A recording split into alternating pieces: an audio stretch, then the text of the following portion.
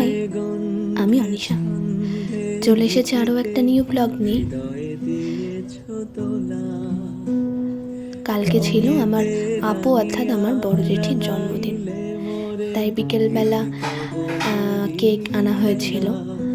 সেটাই আমরা সবাই মিলে কেক কাটিং করলাম।